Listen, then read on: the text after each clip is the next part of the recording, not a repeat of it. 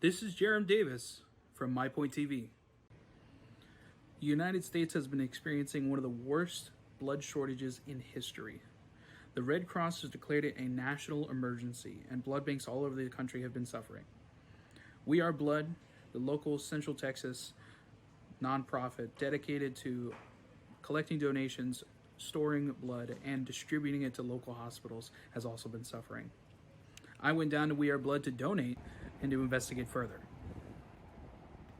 I asked Nick what factors are for the shortage and why Central Texas specifically has been having problems.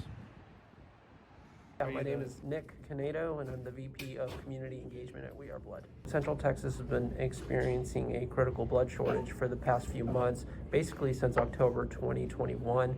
This has been as a result of an extraordinary growth in the need for blood transfusions in our community. There's a lot of drivers for that, which are long-term drivers like population growth, increased traumas, but then also the offerings, healthcare services offerings in our community have grown as well, which means that there's new transplant services, burn victim units, amazing cancer treatment options here in Central Texas, and a lot of those require more blood donations than ever before in our community. It's a little of both because we're still struggling with the effects of the COVID-19 pandemic, and even more recently, the effects of the winter weather that shut down many operations in Central Texas, including We Are Blood.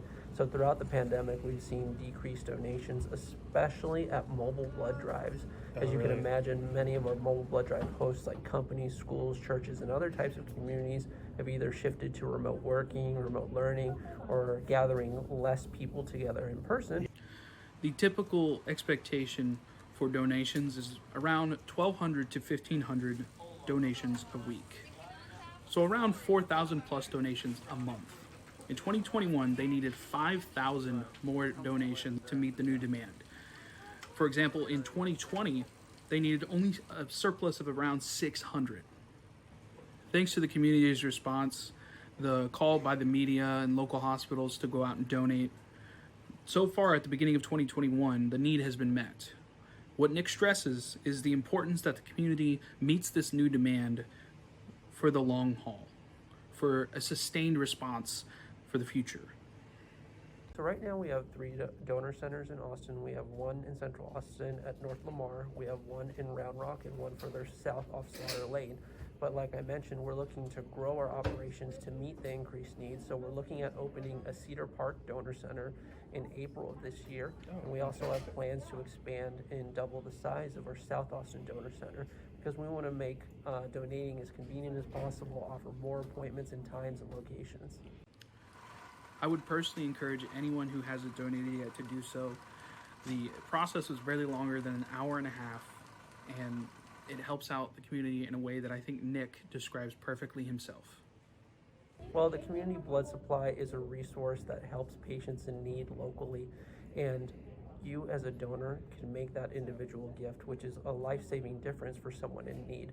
So a friend, neighbor, loved one, or a stranger, when they need a blood transfusion in our community, they're relying on donors donating at We Are Blood. And so it's a small activity that has a huge impact in our community.